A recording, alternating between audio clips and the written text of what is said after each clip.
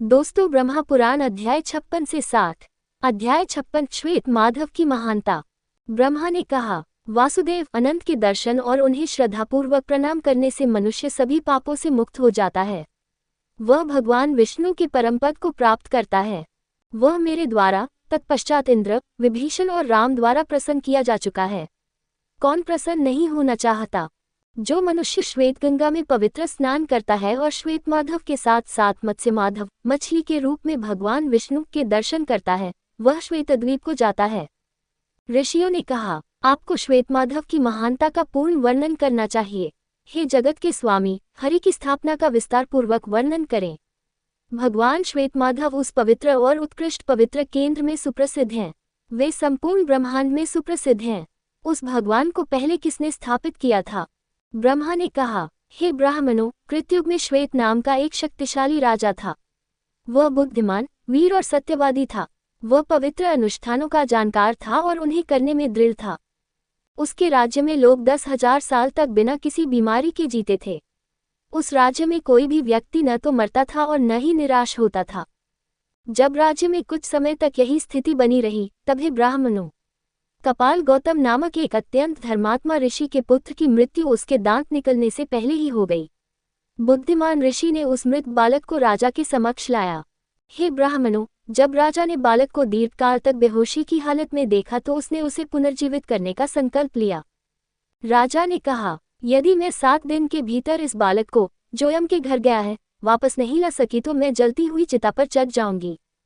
ब्रह्मा ने कहा। कहकर राजा ने 1100 नीलकमलों से भगवान की पूजा की और फिर मंत्र दोहराया।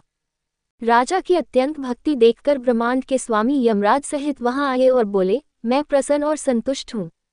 भगवान के वचनों को सहसा सुनकर और भगवान हर को देखकर, जिन्होंने अपने अंगों पर भस्म लगा रखी थी, जिनके नेत्र भयानक थे, जिनकी चमक कुंद पुष्प और शरद चंद्रमा के समान थी, जो व्याघ्र का चर्म पहने हुए थे और जिनके केश चंद्रमा से चिन्हित थे, वे तुरंत भूमि पर गिर पड़े, उन्हें प्रणाम किया और बोले। श्वेता ने कहा, हे प्रभु, यदि आप मुझ पर दया करते हैं, यदि आप मुझे देखकर प्रसन्न होते हैं, तो यह बालक, जो मृत्यु के देवता के अधीन है, एक ब्राह्मण का प्रिय बालक है, पुनर्जीवित हो जाए। ये पवित्र संस्कार मैंने अपने ऊपर लिया है। हे भगवान महेश्वर, इस बालक को जो अचानक मर गया है, दीर्घायु प्रदान करें। कृपया इसका सर्वांगीण कल्याण करें। ब्रह्मा ने कहा। श्वेत के ये शब्द सुनकर भगवान महेश्वर प्रसन्न हो गए। उन्होंने मृत्यु के देवता को पुकारा, जो समस्त जीवों के लिए भयंकर हैं। हे ब्राह्मणों, उन्होंने यम के आज्ञाकारी सेवक अजय काल को रोका। उन्होंने बालक को मृत्यु के मुंह से पुनर्जीवित किया। हे ब्राह्मणों, ऋषिपुत्र को जीवित करके तथा संपूर्ण जगत का कल्याण करके भगवान उमा सहित वहीं अंतर्धान हो गए। इस प्रकार श्रेष्ठ राजा ने ऋषिपुत्र को जीवित कर दिया। ऋषियों ने कहा, हे देवों के स्वामी, हे ब्रह्मांड के स्वामी, हे तीनों लोकों की उत्पत्ति के अपरिवर्तनशील स्रोत, अब हमें श्वेत नामक देवता का सबसे बड़ा तथ्य बताइए। ब्रह्मा ने कहा, हे श्रेष्ठ मुनियों, हे निष्पापों, सुनो, समस्त जीवों के कल्याण के लिए मैं जो कुछ तुम मुझसे पूछ रहे हो, उसे मैं तथ्यपूर्वक कहूंगा। माधव का महात्म्य समस्त पापों का नाश करने वाला है। इसे सुनने से मनुष्य इच्छित सुखों को प्राप्त करता है। हे ब्राह्मणों, मैंने पूर्वकाल में ऋषियों से माधव नामक देवता की दिव्य कथा सुनी है। उस कथा को सुनो जो भय, शोक और पीड़ा को दूर करने वाली है। राजा श्वेत ने हजारों वर्षों तक बड़ी एकाग्रता से राज्य पर शासन किया। उन्होंने धर्मनिरपेक्ष और वैदिक प्रकृति के विभिन्न पवित्र अनुष्ठानों और संयमों और अनुष्ठानों पर भी विचार किया। हे ब्राह्मणों, उन्होंने केशव को प्रसन्न करने का संकल्प लिया और उस उद्देश्य के लिए पवित्र अनुष्ठान अपनाए। वे दक्षिणी समुद्र के तट पर सबसे बड़े पवित्र केंद्र में गए। कृष्ण के मंदिर के पास तट पर एक सुंदर शुभ स्थान पर श्वेत ने एक सुंदर महल बनवाया। देवों के स्वामी के दक्षिण में उन्होंने 100 धनुष लंबाई का महल बनवाया।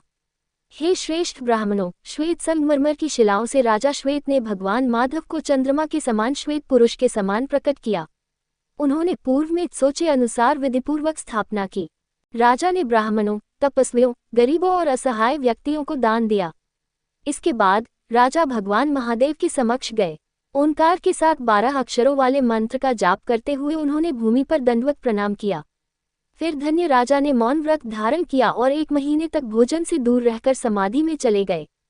प्रार्थनापूर्ण अनुष्ठान के अंत में राजा भगवान विष्णु के चरणों में खड़े हो गए और देवों के स्वामी भगवान की स्तुति करने लगे। श्वेता ने कहा, ओम वासुदेव को नमस्कार, संकर्षण को नमस्कार, प्रद्युम्न को नमस्कार, अनिरुद्ध को नमस्कार, नारायण को नमस्कार। उन सर्वरूपधारी ब्रह्मांड रूप के रचयिता, अचिंत्य, निर्गुण, शुद्ध, महान कार्यों वाले देव को नमस्कार है। ओम नाभि कमल वाले देवता को, कमल से जन्मे भगवान की उत्पत्ति के स्रोत को, कमल के रंग वाले को, हाथ में कमल लिए हुए आपको नमस्कार है। ओम हजार नेत्रों वाले कमल नयन उदार भगवान को नमस्कार है। हजार पैरों वाले, हजार भुजाओं वाले और हजार क्रोध वाले भगवान को नमस्कार है। ओम वराह सुअक को नमस्कार है, जो वर देने वाले, श्रेष्ठतम, उत्तम बुद्धि वाले, सर्वाधिक प्रशंसनीय देवता हैं, स्वर्णवर्ण वाले अच्युत हैं। ओम बालक रूपी भगवान को नमस्कार है। कोमल कमल की चमक वाले देवता को नमस्कार है। उगते हुए सूर्य और नेत्रों के रूप में चंद्रमा वाले देवता को नमस्कार है। मुंज घास के समान बालों वाले भगवान को नमस्कार है। केशव को नमस्कार, नारायण को नमस्कार, माधव को नमस्कार, गोविंदा को नमस्कार। ओम विष्णु को नमस्कार है। धन और बल से संपन्न भगवान को नमस्कार है। मधु को मारने वाले, शुद्ध किरणों को धारण करने वाले को नमस्कार है। अनंत, सूक्ष्म, श्रीवत्स मुकुटधारी, श्री विक्रम तथा दिव्य पीतवस्त्रधारी देवता को नमस्कार है। हे सृष्टि के कारण, आपको नमस्कार है। आप रक्षक और पालक हैं, आप गुणों से युक्त हैं तथा आप निर्गुण भी हैं। वामन स्वरूप के स्वामी, वामन कर्म वाले, छोटी आंखों वाले, वामन वाहन वाले को नमस्कार है।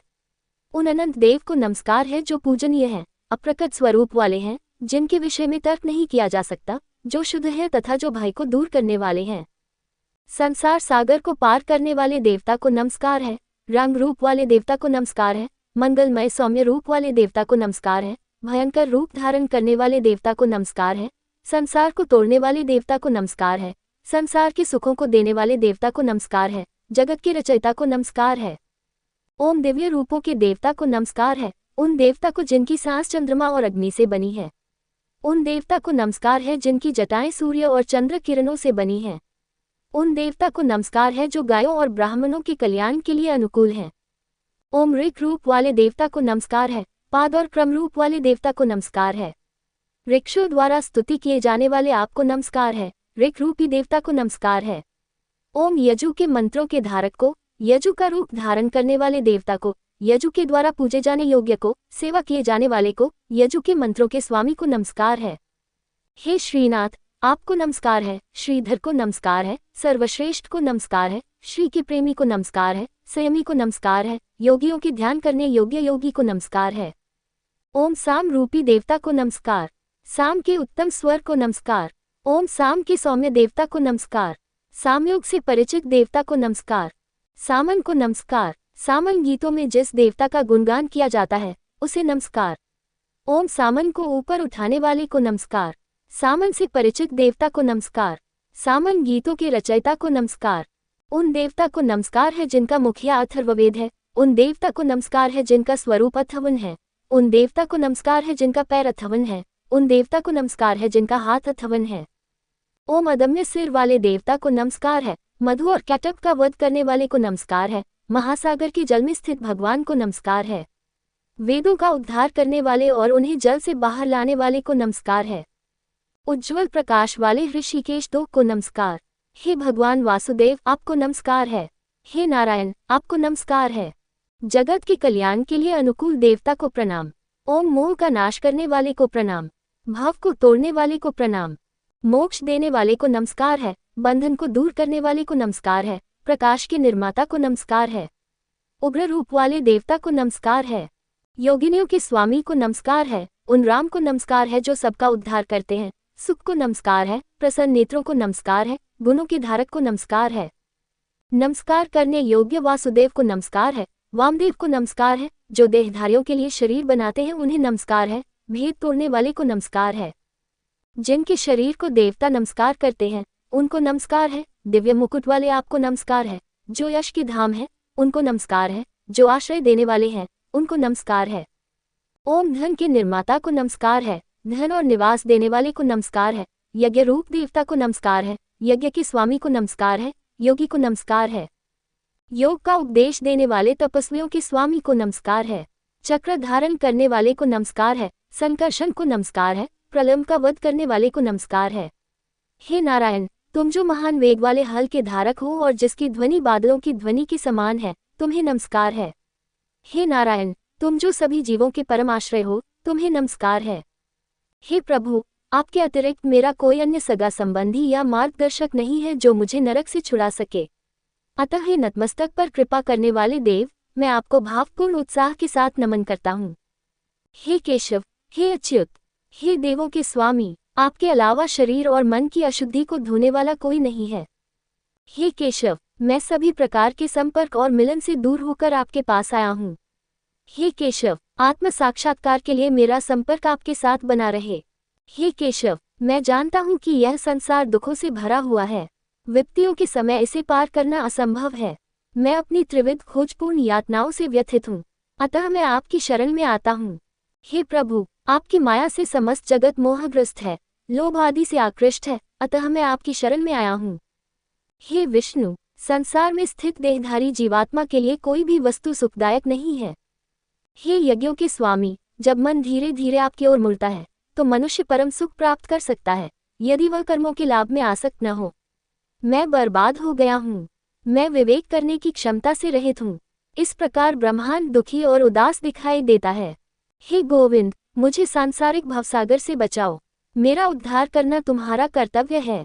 मैं भवसागर में डूबा हुआ हूँ, जिसे पार नहीं किया जा सकता और जिसका जल मोह है। हे कमलनेत्र, तुम्हारे अलावा मेरा कोई उद्धारक नहीं है। ब्रह्मा ने कहा, हे ब्राह्मणों, इस प्रकार उस दिव्य उत्तम पवित्र स्थान पुरुषोत्तम में राजा श्वेत ने भगवान की स्तुति की। उनकी भक्ति को देखकर देवों के स्वामी, जगत के गुरु भगवान हरि सभी देवताओं से घिरे हुए राजा के सामने आए। वे नीले बादल के समान थे। उनकी आंखें कमल की पंखुड़ियों के समान बड़ी थीं। अपने हाथ की नोक से तेजस्वी भगवान ने सुदर्शन को धारण किया हुआ था, जिसके चारों ओर एक चमकीला चक्र था। अपने बाएं हाथ में उन्होंने महान चमक वाला शानदार शंख पांचजन्य धारण किया हुआ था। यह अशुद्धियों से रहित था। ये चंद्रमा और क्षीर सागर के द्रव्य के समान था। भगवान का प्रतीक पक्षीराज था। तेजस्वी भगवान ने लोहे की गदा, तलवार और शौम धनुष धारण किया हुआ था। उन्होंने कहा, हे राजन, बहुत अच्छा हुआ, चूंकि यह उत्तम विचार आपके मन में आया है। हे निष्पाप, आप जो चाहे और जो मेरे कल्याण के लिए अनुकूल हो, उसे चुनिए। मैं आपसे प्रसन्न हूँ। ब्रह्मा ने कहा। देवाधिदेव के इन अमृतमय वचनों को सुनकर श्वेत ने भक्तिपूर्वक अपना सिर झुकाया और भगवान पर मन एकाग्र करते हुए कहा। श्वेता ने कहा, हे प्रभु, यदि मैं भक्त हूँ तो मुझे यह उत्तम वरदान दीजिए। भगवान विष्णु का अप्रवर्तनशील लोक ब्रह्मा के धाम तक सबसे ऊपर है।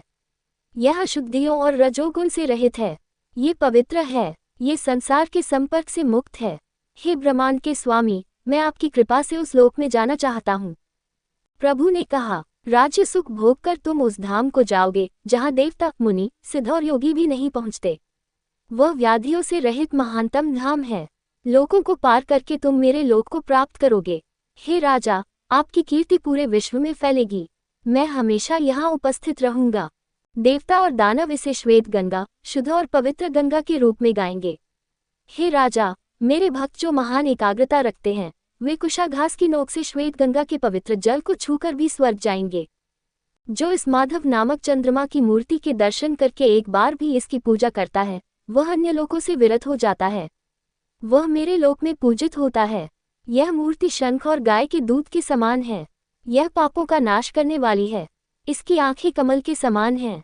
अनेक मनवंतरों तक वह मेरे अनुयायियों के साथ रहकर अपनी इच्छानुसार व्यापक सुख भोगेगा। वह सुंदर दिव्य कुमारियों से घिरा रहेगा। सिद्ध और गंधर्व उसकी स्तुति करेंगे और उसकी सेवा करेंगे। उस स्थान से गिरकर वह मनुष्य रूप में यहाँ आता है। वह वेदों और वेदांगों में पारंगत होकर ब्राह्मण के रूप में जन्म लेगा।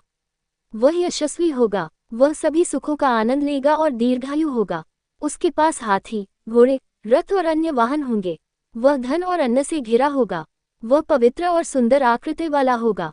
वह सौभाग्यशाली होगा और उसके 7 पुत्र और पौत्र होंगे। वह समुद्र तट पर वटवृक्ष की जड़ में स्थित पवित्र पुरुषोत्तम के पास लौटेगा। हरि का स्मरण करते हुए तथा शरीर का परित्याग करते हुए उस शांत और एकांत स्थान पर चला जाएगा। अध्याय 57 समुद्र में पवित्र डुबकी लगाने की प्रक्रिया। ब्रह्मा ने कहा, श्वेत माधव और मत्स्य माधव के दर्शन करने और मछली के रूप में माधव के प्रथम अवतार को प्रणाम करने से मनुष्य सभी दुखों से मुक्त हो जाता है। भगवान मत्स्य माधव ने शुरू में रोहित मछली का रूप धारण किया था। वे पाताल लोक के तल पर स्थित पृथ्वी के बारे में सोच रहे थे। वेदों के उद्धार के लिए उन्होंने स्वयं को वहां स्थापित कर लिया।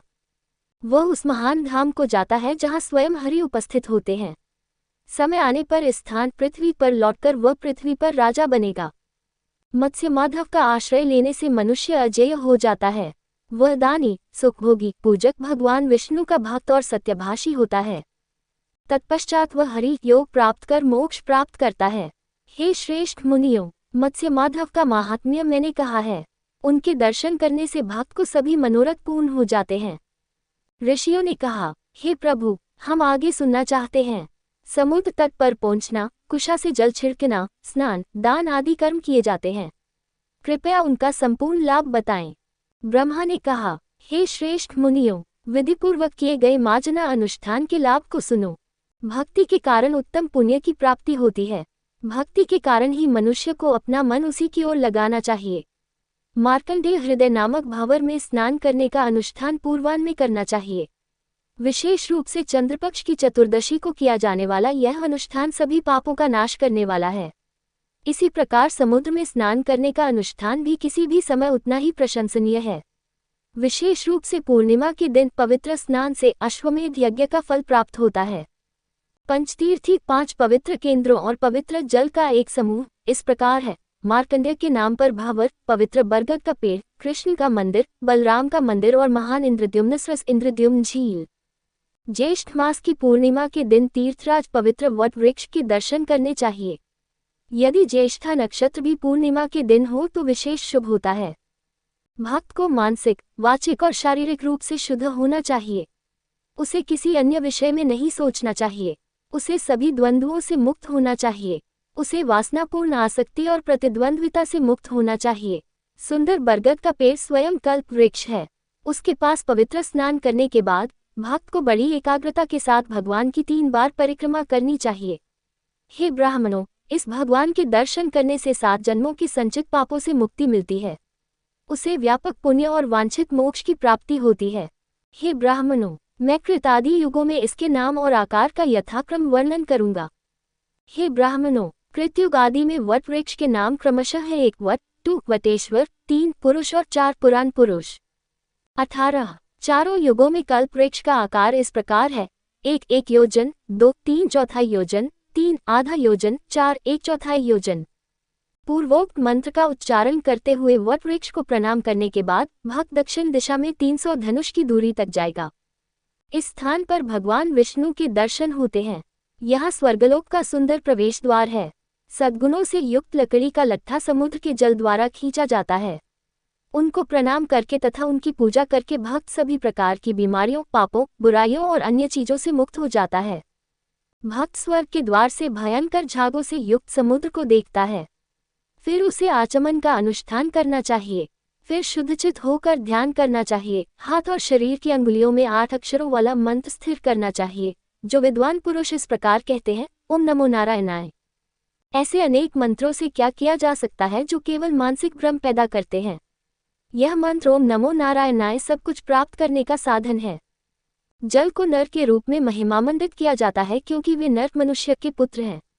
आरंभ में जल ही विष्णु का निवास स्थान था, इसलिए उन्हें नारायण, नर, जल में निवास करने वाला के नाम से जाना जाता है। संसार में सबसे महान नारायण हैं। देवों में सबसे महान नारायण हैं। सत्य नारायण को समर्पित है। पृथ्वी तत्व नारायण को समर्पित है। जल तत्व नारायण को समर्पित है। अग्नि तत्व नारायण को समर्पित है। आकाश तत्व नारायण को समर्पित है। वायु नारायण को समर्पित है। मन नारायण को समर्पित है। अहंकार और ब्रह्मांडीय बुद्धि नारायण की प्रकृति के हैं। भूत, वर्तमान, भविष्य जिसे जीव जीव नाम से पुकारा जाता है, वह सब नारायण की प्रकृति का है। शब्द तथा इंद्रियों के अन्य विषय, कान तथा अन्य इंद्रियां, प्रकृति और पुरुष, ये सब नारायण के स्वभाव के हैं। भगवान नारायण जल, भूमि, पाताल, स्वर्ग, आकाश और पर्वतों में निवास करते हैं तथा इन सभी दृश्यमान वस्तुओं को धारण करते हैं। बहुत अधिक बातचीत करने से क्या लाभ? ब्रह्मा से लेकर घास के तिनके तक चर अचर प्राणियों से युक्त संपूर्ण ब्रह्मांड नारायण के समान है। हे ब्राह्मणों, मैं नारायण से बढ़कर कुछ नहीं देखता। संसार में जो भी दृश्य और अदृश्य वस्तुएं हैं, वे सब उन्हीं में व्याप्त हैं। जल भगवान विष्णु का निवास स्थान है। वे जल के स्वामी हैं, इसलिए जल में पापों का नाश करने वाले भगवान नारायण का सदैव स्मरण करना चाहिए। विशेषतः स्नान के समय शुद्ध भक्त जल में भगवान नारायण का पूजन और स्मरण करेगा, उनका ध्यान करेगा तथा हाथ की अंगुलियों और शरीर के अंगों में न्यास संस्कार करेगा। उसे अपने हाथों के अंगूठों में ओंकार और नकार अक्षर न लगाना चाहिए। बाकी अक्षरों को वह तर्जनी और बाकी अंगुलियों में लगाकर पूरी हथेली को ढकना चाहिए। वह बाएं पैर में ओंकार और दाएं पैर में नकार अक्षर न लगाएगा। वह बाएं कूल्हे में मो अक्षर और दाएं कूल्हे में ना अक्षर लगाएगा। वह नाभि में रा अक्षर को तथा बाईं भुजा में ये अक्षर को धारण करेगा। दाहिनी भुजा में न अक्षर को धारण करने के पश्चात वह सिर पर यह अक्षर को धारण करेगा। मंत्र है ओम नमो नारायणाय। विद्वान भक्त हृदय में, पार्श्व में, पीछे, सामने, नीचे तथा ऊपर नारायण का ध्यान करेगा और तत्पश्चात कवच आरंभ करेगा। पूर्व दिशा में गोविंद, दक्षिण दिशा में मधुसूदन, पश्चिम दिशा में भगवान श्रीधर तथा उत्तर दिशा में केशव मेरी रक्षा करें। इसी प्रकार भगवान विष्णु दक्षिण पूर्व दिशा में रक्षा करें, अविनाशी माधव दक्षिण पश्चिम दिशा में, ऋषिकेश उत्तर पश्चिम दिशा में तथा वामन उत्तर पूर्व दिशा में रक्षा करें। वराह सुवक भूमि की रक्षा करें और त्रिविक्रम ऊपर की रक्षा करें। कवच बनाने के बाद भक्त को आत्मा का ध्यान करना चाहिए। मैं शंख, चक्र और गदा धारण करने वाला भगवान नारायण हूँ। आत्मा का ध्यान करके उसे यह मंत्र दोहराना चाहिए। हे द्विपादों के स्वामी, आप अग्नि हैं, आप वीर्य प्रदान करने वाले हैं, आप उनकी कामवासना को उत्तेजित करते हैं। आप सभी जीवों के प्रधान, प्रकृति और प्रमुख हैं। आप सभी व्यक्तिगत आत्माओं के अपरिवर्तनीय स्वामी हैं। आप अमृत की अरणी अग्नि का स्रोत हैं। हे जल के स्वामी, आप देवताओं की उत्पत्ति के स्रोत हैं। हे तीर्थराज, पवित्र केंद्रों के राजा, मेरे पापों को दूर करें, आपको प्रणाम है। इस मंत्र को विधिपूर्वक कहने के बाद ही स्नान करना चाहिए, अन्यथा हे श्रेष्ठ ब्राह्मणों, स्नान का कोई महत्व नहीं है। जल को देवता मानकर मंत्रों के माध्यम से स्नान और शुद्धि के अनुष्ठान करने के बाद भक्त को जल में खड़े होकर अघमर्षण मंत्र का 3 बार जप करना चाहिए। हे ब्राह्मणों, जिस प्रकार अश्वमेध यज्ञ पापों को दूर करता है, उसी प्रकार अघमर्षण नामक स्तोत्र भी समस्त पापों को दूर करता है। उसे जल से बाहर आकर 2 धुले हुए कपड़े पहनने चाहिए, जिन पर कोई अशुद्धियां न हों। उसे आचमन संस्कार और प्राणायाम करना चाहिए। फिर उसे संगम और सूर्यदेव की पूजा करनी चाहिए। इसके बाद उसे मुट्ठी भर जल और पुष्प अर्पित करने चाहिए। उसे अपने दोनों हाथ ऊपर उठाकर सूर्यदेव से संबंधित महत्वपूर्ण स्तोत्रों के साथ प्रार्थना करनी चाहिए। इसके बाद उसे पवित्र गायत्री मंत्र का 108 बार जाप करना चाहिए। सूर्यदेव से संबंधित अन्य मंत्रों का जाप करने के बाद उसे पूरी एकाग्रता के साथ वहीं खड़ा होना चाहिए। सूर्यदेव की परिक्रमा कर उन्हें प्रणाम करने के बाद पूर्व दिशा की ओर मुख करके बैठना चाहिए और वैदिक अध्ययन करना चाहिए। तत्पश्चात देवताओं और ऋषियों का तर्पण करना चाहिए। ऋषियों, पितरों आदि के लिए तर्पण करना चाहिए। जो मंत्रों का ज्ञाता हो, उसे उनके नाम और गोत्र का उच्चारण करते हुए तर्पण करना चाहिए। जल में तिल के बीज मिलाकर तर्पण करना चाहिए। ब्राह्मण को पितरों के तर्पण के लिए तभी अधिकृत किया जाएगा जब वह प्रारंभ में देवताओं का ध्यानपूर्वक तर्पण कर चुका होगा। श्राद्ध के समय जब चावल की पिंडी चढ़ाई जाए तो भक्त को एक हाथ से ही उसे चढ़ाना चाहिए। तर्पण करते समय उसे दोनों हाथों का उपयोग करना चाहिए। यह विधि हमेशा अपनाई जानी चाहिए। नाम और गोत्र का उच्चारण करने के बाद उसे तृप्यताम प्रसन्न हो कहना चाहिए, अन्यथा उसे कुछ नहीं बोलना चाहिए। बायां हाथ दाएं हाथ से जोड़ना चाहिए और इस प्रकार अर्घ्य देना चाहिए। यदि भक्त मोहवश अपने किसी अंग पर तिल के बीज रखकर तर्पण करता है तो ऐसा माना जाता है मानो उसने त्वचा, मांस, रक्त और अस्थियों द्वारा पितरों का तर्पण किया हो। तिल के बीजों को किसी भी अंग पर रखकर देवताओं और पितरों का तर्पण नहीं करना चाहिए। वह जल रक्त बन जाता है और उसे अर्पित करने वाला पापी हो जाता है। हे श्रेष्ठ मुनियों, यदि अर्घ्य देने वाला व्यक्ति जल में खड़ा हो और सूखी भूमि पर अर्घ्य दे तो वह अर्घ्य व्यर्थ हो जाता है, उससे किसी को कोई लाभ नहीं होता। यदि मनुष्य भूमि पर खड़ा होकर जल में अर्घ्य देता है तो वह अर्घ्य पितरों तक नहीं पहुंचता, वह व्यर्थ हो जाता है। जल में खड़े होकर पितरों को अर्घ्य नहीं देना चाहिए, बल्कि बाहर आकर शुद्ध स्थान पर अर्घ्य देना चाहिए। तर्पण संस्कार जल में या बर्तन में नहीं करना चाहिए। संस्कार करते समय क्रोध नहीं करना चाहिए और न ही एक हाथ से तर्पण करना चाहिए। जो जल अर्पण भूमि पर नहीं किया जाता, उससे पितरों को लाभ नहीं होता। हे ब्राह्मणों, ये पृथ्वी मैंने पितरों को उनके नित्य निवास के रूप में दी है, अतः पितरों की तृप्ति चाहने वाले को यही जल से अर्घ्य देना चाहिए। वे धरती की सतह पर पैदा हुए थे, वे धरती की सतह पर ही मरे और धरती में ही विलीन हो गए। जीवन के दौरान वे इसी धरती पर खड़े रहे। इसलिए जमीन पर जल अर्पण करना चाहिए। उसे देवताओं के लिए पूर्व दिशा में कुश की नोक फैलानी चाहिए तथा पितरों के लिए दक्षिण दिशा में कुश की नोक फैलानी चाहिए। उसे देवताओं और पितरों का अलग अलग मंत्रों का उच्चारण करके आह्वान करना चाहिए। अध्याय 58 पूजा के नियम एवं मंत्र। ब्रह्मा ने कहा, हे ब्राह्मणों, देवताओं, पितरों तथा अन्य लोगों को तर्पण करने के पश्चात तथा मौन रहकर आचमन करने के पश्चात भक्त को महासागर के किनारे एक नगर का रहस्यमय चित्र बनाना चाहिए। ये 4 कोनों तथा 4 द्वारों के साथ बहुत ही भव्य दिखना चाहिए। यह आकृति एक हाथ के आकार की होनी चाहिए। नगर के मध्य में उसे 8 पंखुड़ियों वाले कमल तथा एक फलक का रहस्यमय चित्र बनाना चाहिए। हे ब्राह्मणों, रहस्यात्मक चित्र बनाने के बाद भक्त को अष्टाक्षर मंत्र के निर्देशों द्वारा अजन्मा भगवान नारायण की पूजा करनी चाहिए। अब मैं शरीर को शुद्ध करने के उत्तम उपाय का वर्णन करूंगा। उसे हृदय में अक्षर का ध्यान करना चाहिए, साथ ही एक गोलाकार रेखा भी होनी चाहिए। उसमें 3 धधकते हुए गुच्छे होने चाहिए जो पापों को जलाकर नष्ट कर देते हैं। उसे सिर पर चंद्र चक्र के मध्य में स्थित अक्षर रा का ध्यान करना चाहिए। उसका रंग सफेद होना चाहिए। उससे पृथ्वी पर अमृत और रक्त की वर्षा होनी चाहिए। इस प्रकार पापों का नाश करके उसे दिव्य शरीर प्राप्त होता है। फिर उसे 8 अक्षरों वाले मंत्र के साथ न्यास संस्कार करना चाहिए। उसे बाएं पैर से शुरू करना चाहिए और उचित क्रम में स्थिर करना चाहिए। साधक को मूल मंत्र के साथ निम्नलिखित अनुष्ठान करने चाहिए। 5 अंग भगवान विष्णु के हैं, 4 समूह या समूह और हाथ की शुद्धि भी भगवान विष्णु की है। प्रत्येक वर्ण, रंग, अक्षर को अलग अलग आकृतियों में स्थापित करना चाहिए। उसे बाएं पैर में श्वेत पृथ्वी के रूप में ओम अक्षर को स्थापित करना चाहिए। अक्षर न भगवान शिव से संबंधित है। ये श्याम रंग का है और दाहिने पैर में स्थित है। वे अक्षर मोह काल समय मृत्यु का देवता कहते हैं। भक्त को इसे बाएं कूल्हे में स्थापित करना चाहिए। अक्षर न सभी का बीज है। ये दाहिने कूल्हे में स्थित है। वे अक्षर रा तेजस अग्नि कहते हैं।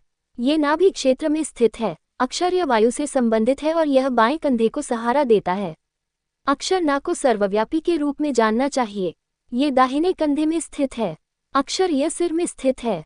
ये वह है जिसमें सभी लोग स्थित हैं। ओम विष्णु को नमस्कार, इस प्रकार सिर। ओम ज्वाला ज्वाला को नमस्कार, इस प्रकार शिखा। ओम विष्णु को नमस्कार, इस प्रकार कवच। ओम विष्णु को नमस्कार, इस प्रकार त्रैमासिक बंधन के लिए धड़कन। ओम हूँ फट, इस प्रकार चमत्कारी हथियार। ओम वासुदेव सफेद है, इस प्रकार सिर में। ओम अम संकर्षण लाल है, माथे में। गरुड़ अग्नि है, इस प्रकार प्रकाशमान सूर्य। ओम प्रद्युम्न पीले हैं, गर्दन में। वे वायु और बादल हैं। ओम अनिरुद्ध काले हैं, हृदय में। वे सभी शक्तियों से संपन्न हैं। इस प्रकार 4 व्यूहों से सुरक्षित होकर भक्त कवच का पाठ आरंभ करेगा। विष्णु मेरे सामने स्थित हैं, दाहिनी ओर गोविंद, बाईं ओर मधुसूदन, ऊपर वैकुंठ, पृथ्वी की सतह पर वराह, मध्यवर्ती स्थानों में माधव। चाहे मैं जागा रहूं या सोया रहूं, नरसिंह मेरी रक्षा करते हैं। मैं वासुदेव के समान हूँ। इस प्रकार भक्त भगवान के समान हो जाएगा। उसे पवित्र अनुष्ठान आरंभ करना चाहिए। शरीर के संबंध में वैसे ही भगवान के संबंध में भी उसे सिद्धांतों तत्वों से जुड़ना चाहिए। उसे ओंकार मंत्र से जल छिड़कने और फट मंत्र से समाप्त करने का अनुष्ठान करना चाहिए, जो विपत्तियों को दूर करता है। यह मंत्र सूर्य, चंद्रमा और अग्नि की बुरी नज़र के बुरे प्रभाव को दूर करने में कारगर है। उसे भगवान विष्णु को वायु और आकाश के बीच कमल के मध्य में स्थापित करना चाहिए। उसे हृदय में ज्योति के रूप में ओंकार का ध्यान करना चाहिए। ज्योति का शाश्वत रूप वृंद में विराजमान है। उसे 8 अक्षरों वाली मात्रा का न्यास विधिपूर्वक करना चाहिए। उस मंत्र द्वारा भगवान की विश्लेषणात्मक और संश्लेषणात्मक रूप से सबसे बड़ी पूजा की जाती है। उसे द्वादशाक्षर मंत्र से भगवान की पूजा करनी चाहिए। तत्पश्चात उसे हृदय में धारण करके बाहर की ओर मूठ में स्थापित करना चाहिए। उसे 4 भुजाओं वाले महान बलवान सनातन भगवान का ध्यान करना चाहिए। उसे करोड़ सूर्यों के समान तेज वाले भगवान का चिंतन करना चाहिए। उसे मन में भगवान का ध्यान करके उनका आह्वान करना चाहिए।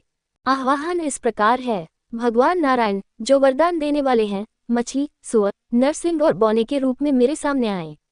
ओम नमो नारायणाय, ये भगवान के आह्वान का मंत्र है। नारायण को नमस्कार। आसन स्थापना निम्नानुसार है। सुमेरु पर्वत की तलहटी के छोर पर रहस्यमय कमल में इस आसन की कल्पना की गई है। हे मधु के संहारक, सभी प्राणियों के कल्याण के लिए आप यहीं रहें। ओम नमो नारायणाय। नारायण को नमस्कार। इस प्रकार आसन की स्थापना हुई। अर्घ्य निम्न मंत्र से दिया जाता है। ओम भगवान विष्णु, ऋषिकेश, देवों के स्वामी, तीनों लोकों के शासकों को नमस्कार। ओम नमो नारायणाय। नारायण को प्रणाम। इस प्रकार अर्घ्य। ओम चरण प्रक्षालन के लिए जल अर्पण। हे सनातन पद्मनाभ, हे प्रभु, ये जल आपके चरणों में अर्पण किया जाता है। हे विष्णु, कमल की पंखुड़ियों जैसी आंखों वाले, हे मधुसूदन, कृपया इसे स्वीकार करें। ओम नमो नारायणाय। नारायण को नमस्कार। इस प्रकार पाद्य पवित्र अर्पण इस प्रकार किया जाता है। हे महान प्रभु, पुरुषों में श्रेष्ठ, ब्रह्मा और अन्य ऋषियों द्वारा तैयार किया गया मधुपक आपको भक्तिपूर्वक अर्पित किया जाता है। कृपया इसे स्वीकार करें। ओम नमो नारायणाय। इस प्रकार मधुपक, यह मुख प्रक्षालन का जल तुम्हें अर्पित है। गंगा का स्फटिक जल शुभ है और सभी पापों को दूर करता है। मेरे द्वारा समर्पित इस मुख प्रक्षालन जल को स्वीकार करो।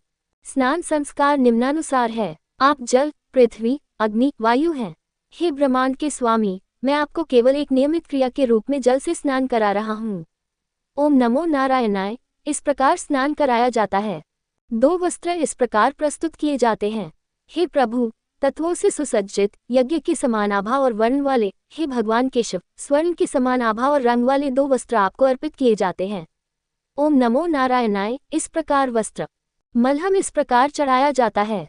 हे केशव, मैं न तो आपके शरीर को जानता हूँ, नहीं आपके कार्यों को। ये सुगंध मेरे द्वारा अर्पित की गई है, इसे आपके शरीर पर लगाना स्वीकार किया जाए। ओम नमो नारायणाय। इस प्रकार ये लेप किया गया पवित्र धागा इस प्रकार अर्पित किया जाता है। मैं कमल जनित देवता द्वारा ऋग, यजुस और सामन के माध्यम से 3 भागों में लपेटे गए पवित्र धागे को समर्पित करता हूँ। इस पर सावित्री का आशीर्वाद है। ओम नमो नारायणाय। इस प्रकार पवित्र धागा, आभूषण निम्नानुसार प्रदान किए जाते हैं। हे माधव, दिव्य रत्नों से सुसज्जित, अग्नि और सूर्य के समान चमक वाले, आपका शरीर आभूषणों से शानदार ढंग से चमके। ओम नमो नारायणाय। इस प्रकार के आभूषण पूजा करते समय मूल मंत्र के प्रत्येक अक्षर के साथ ओम नमः शब्द का प्रयोग करना चाहिए, अथवा केवल मूल मंत्र से भी पूजा की जा सकती है। ये धूप बत्ती स्वीकार की जाए। सुगंधियों से सुगंधित किए गए पौधे का दिव्य रस मैंने बड़ी भक्ति के साथ अर्पित किया है। ओम नमो नारायणाय। इस प्रकार धूप अर्पित की जाती है। प्रकाश इस प्रकार प्रस्तुत किया जाता है। सूर्य और चंद्रमा के समान तेज, बिजली और अग्नि के समान तेज, हे ज्योतियों के स्वामी, आप ही हैं। ये दीपक स्वीकार किया जाए। ओम नमो नारायणाय। ऐसा ही दीपक है। नैवेद्य इस प्रकार चढ़ाया जाता है। हे केशव, 6 प्रकार के स्वादों से युक्त 4 प्रकार के पके हुए चावलों से यह नैवेद्य भोजन आपको भक्तिपूर्वक अर्पित किया गया है। ओम नमो नारायणाय। इस प्रकार यह नैवेद्य भक्त को पूर्व दिशा में वासुदेव को, दक्षिण दिशा में संकर्षण को, पश्चिम दिशा में प्रद्युम्न को, उत्तर दिशा में अनिरुद्ध को, दक्षिण पूर्व दिशा में वराह को, दक्षिण पश्चिम दिशा में नरसिंह को, उत्तर पश्चिम दिशा में माधव को तथा उत्तर पूर्व दिशा में त्रिविक्रम को स्थापित करना चाहिए। इसी प्रकार अष्टाक्षर भगवान के सामने गरुड़ की स्थापना करे, बाईं ओर चक्र तथा दाईं ओर शैया स्थापित करे। इसी प्रकार दाहिनी ओर महान लौह गदा तथा बाईं ओर महान धनुष स्थापित करे। दाईं ओर 2 दिव्य तरकश तथा बाईं ओर तलवार स्थापित करे। श्री को दाईं ओर अर्थात दक्षिण में स्थापित करके उत्तर में समृद्धि पुष्टि स्थापित करे। सामने वन के पुष्पों की माला, श्रीवत्स तथा कौस्तुभ मणि स्थापित करे। कोनों में देवों के स्वामी के आयुध स्थापित करे। तांत्रिक मंत्रों से उसे 8 दिशाओं में इंद्र, अग्नि, यम, नैऋत, वरुण, वायु, धनद और ईशान को तथा नीचे और ऊपर अनंत और ब्रह्मा को स्थापित करके उनकी पूजा करनी चाहिए। इस प्रकार रहस्यमय चित्र में स्थित देवों के स्वामी की पूजा करके वह अपनी इच्छित इच्छाओं को प्राप्त करेगा। जो मनुष्य इस आदेश के अनुसार योग दर्शन में पूजित जनार्दन का व्रत करता है, वह सनातन विष्णु में प्रवेश करता है। यदि इस विधि से भगवान केशव की एक बार भी पूजा की जाए तो भक्त जन्म, मृत्यु और वृद्धावस्था से पार हो जाता है और भगवान विष्णु के लोक को प्राप्त होता है। जो व्यक्ति भगवान नारायण का ध्यान भक्तिपूर्वक करता है, उसे श्वेतद्वीप में निवास मिलता है। जिस नाम के आरंभ में ओकार और अंत में नमः है, उसे सभी तत्वों का मंत्र कहा जाता है। इसी आदेश के अनुसार उसे गंध और सुगंधित पुष्प अर्पित करने चाहिए। प्रत्येक अक्षर के लिए उसे यथाक्रम पुष्प अर्पित करने चाहिए। उसे उनके घटित होने के क्रम में रहस्यमय मुद्राएं दिखानी चाहिए। उसे बीज मंत्र का जप करना चाहिए। 8 रहस्यमय मुद्राएं हैं: कमल, शंख, श्रीवत्स, लौह गदा, गरुड़, चक्र, तलवार और शौंख धनुष। नाम का जप 8, 28 या 108 बार किया जा सकता है। अपनी क्षमता या मनोकामना या बताई गई आवृत्ति के अनुसार भक्त को बहुत एकाग्रता और ध्यानपूर्वक जप का अनुष्ठान करना चाहिए। देवता की अनुष्ठानिक विदाई इस प्रकार है। हे पुराण पुरुषोत्तम, जाओ, उस महान धाम में जाओ जहाँ ब्रह्मा आदि देवता आनंदपूर्वक रहते हैं। ओम नमो नारायणाय। इस प्रकार विदाई। जो लोग हरि की पूजा की इस पद्धति को नहीं जानते, वे मूल मंत्र का जाप करके उनकी पूजा कर सकते हैं। अध्याय 59, समुद्र में पवित्र डुबकी का पुण्य। ब्रह्मा ने कहा, इस प्रकार भगवान की विधिवत एवं भक्तिपूर्वक पूजा करने के पश्चात भक्त को चाहिए कि वह अपना सिर झुकाकर समुद्र को प्रसन्न करे। हे नदियों के स्वामी, आप सभी जीवों के प्राण और उत्पत्ति के स्रोत हैं। हे भगवान विष्णु के प्रिय पवित्र जल के राजा, आपको प्रणाम है। मुझे बचाओ। हे ब्राह्मणों, इस प्रकार समुद्र में पूर्ण पवित्र स्नान करके उस उत्तम पवित्र स्थान में व्याधियों से रहित होकर भगवान नारायण की विधिपूर्वक पूजा करके तथा राम, कृष्ण, सुभद्रा और समुद्र को नमस्कार करके मनुष्य सैकड़ों अश्वमेध यज्ञ करने का फल प्राप्त करता है। वह सभी पापों से मुक्त हो जाएगा। वह सभी दुखों से रहित हो जाएगा। वह देवताओं की तरह गौरवशाली होगा और सुंदर रूप और खिलते हुए यौवन पर उचित रूप से गर्व करेगा। वह अपने परिवार की 21 पीढ़ियों का उद्धार कर सकता है। वह सूर्य के समान चमक और रंग वाले हवाई रथ पर सवार होकर विष्णु के लोक में जाता है और गंधर्वों द्वारा उत्पन्न संगीत की दिव्य ध्वनि से महिमामंडित होता है। 100 मनवंतर या उससे अधिक समय तक वह उत्तम सुखों का उपभोग करेगा तथा देव कन्याओं के साथ रमन करेगा। वह वृद्धावस्था और मृत्यु से रहित होगा। जब उसका पुण्य क्षीण हो जाएगा तो वह संसार में लौटेगा और उत्तम गुणों वाले कुल में जन्म लेगा। वह सुंदर, सौभाग्यशाली, यशस्वी, सत्यनिष्ठ और ब्रह्मचारी होगा। वह अपनी इंद्रियों पर विजय प्राप्त करेगा। वह वैदिक और शास्त्रों के अर्थ को जानने वाला ब्राह्मण होगा। वह यज्ञ करने वाला होगा। वह भगवान विष्णु का भक्त होगा। भगवान विष्णु से संबंधित योग करने के बाद वह मोक्ष प्राप्त करेगा। बुद्धिमान भक्तजन निम्नलिखित अवसरों पर उस स्थान पर ब्राह्मणों को दान देते हैं। ग्रह ग्रहण के समय, विषुवत्यान्य सूर्य के एक राशि से दूसरी राशि में प्रवेश के समय, युगादि दिनों में अर्थात सूर्य के किसी विशेष समय पर प्रवेश के समय, व्यतिपात के समय, दिन ढलने पर, आषाढ़, कार्तिक और माघ की पूर्णिमा के दिन या अन्य किसी शुभ अवसर पर। इन दान पुण्यों से भक्तों को अन्य तीर्थों पर किए जाने वाले उन्हीं अनुष्ठानों की अपेक्षा 1000 गुना अधिक फल प्राप्त होता है। यदि वंशज इस स्थान पर विधि अनुसार पितरों को चावल के गोले अर्पित करते हैं तो पितरों को शाश्वत तृप्ति मिलती है।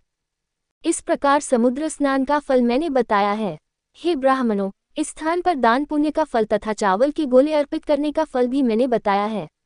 पवित्र स्नान पुण्य, धन और मोक्ष का लाभ देता है, दीर्घायु, यश और कीर्ति प्रदान करता है, सांसारिक सुख प्रदान करता है और मनुष्यों को मोक्ष प्रदान करता है। ये स्वप्न के बुरे प्रभावों को नष्ट करता है, पापों का नाश करता है। ये पवित्र है और सभी वांछित लाभ देता है। हे श्रेष्ठ ब्राह्मणों, नास्तिक को पुराण का ज्ञान नहीं देना चाहिए। हे ब्राह्मणों, जब तक इस तीर्थराज की महिमा का वर्णन नहीं किया जाता, तब तक पुष्कर आदि अन्य तीर्थ अपनी अनेक महिमाओं के गर्व से दहाड़ते रहते हैं। पुष्कर और अन्य पवित्र स्थान केवल अपने अपने लाभ प्रदान करते हैं, लेकिन पवित्र स्थानों का राजा सभी नदियों और पवित्र स्थानों का लाभ प्रदान करता है। नदियाँ, नाले और अन्य पवित्र स्थान इस पवित्र स्थानों के राजा में प्रवेश करते हैं, इसलिए इसने श्रेष्ठता प्राप्त की है। नदियों का स्वामी समुद्र सभी पवित्र स्थानों का राजा है, क्योंकि यह सभी पोषित इच्छाओं को पूरा करता है और यह अन्य सभी पवित्र स्थानों से अधिक श्रेष्ठ है। हे ब्राह्मणों, जैसे सूर्योदय होने पर अंधकार नष्ट हो जाता है, वैसे ही तीर्थराज में स्नान करने से पाप नष्ट हो जाते हैं। तीर्थराज के समान कोई तीर्थ स्थान न कभी था, न कभी होगा, जहाँ भगवान नारायण सदैव विद्यमान रहते हैं। हे ब्राह्मणों, इस तीर्थराज के उत्तम गुणों का वर्णन कौन कर सकता है, जहाँ 99 करोड़ तीर्थस्थान शांतिपूर्वक निवास करते हैं। अतः हे ब्राह्मणों, वहाँ जो कुछ भी किया जाता है, जैसे पवित्र स्नान, दान, यज्ञ, मंत्रोच्चार और देव पूजा, उसका अनंत लाभ होता है। अध्याय 65, पवित्र स्थानों पंचतीर्थी की महिमा। ब्रह्मा ने कहा, हे श्रेष्ठ ब्राह्मणों, वहाँ से भक्त को पवित्र यज्ञ स्थल पर जाना चाहिए, जहाँ भव्य एवं पवित्र इंद्रद्युम्न सरोवर स्थित है। बुद्धिमान भक्त को चाहिए कि वह शुद्ध मन और शरीर से वहाँ जाए तथा भगवान श्रीहरि का मानसिक ध्यान करे, पवित्र जल के पास जाए, आचमन अनुष्ठान करे और इस मंत्र का जाप करे। हे पवित्र स्थान जो अश्वमेध यज्ञ से पवित्र हुआ है तथा जो पापों का नाश करता है, मैं आप में पवित्र स्नान कर रहा हूँ, मेरे पाप को दूर करें। आपको प्रणाम हो। ये कहने के बाद उसे विधिपूर्वक स्नान करना चाहिए। तिल के बीजों और जल से उसे देवों, पितरों और अन्य लोगों का तर्पण करना चाहिए। संयमित वाणी से आचमन करना चाहिए। उसे पितरों को चावल के गोले चढ़ाने चाहिए और पुरुषोत्तम की पूजा करनी चाहिए। इन अनुष्ठानों को करने से उसे 10 अश्वमेध यज्ञों का पुण्य और लाभ प्राप्त होता है। वह अपने परिवार की 7 पिछली पीढ़ियों और 7 बाद की पीढ़ियों का उद्धार करता है। एक देवता की तरह वह एक हवाई रथ पर सवार होकर विष्णु की दुनिया में जाता है जो सभी दिशाओं में जा सकता है।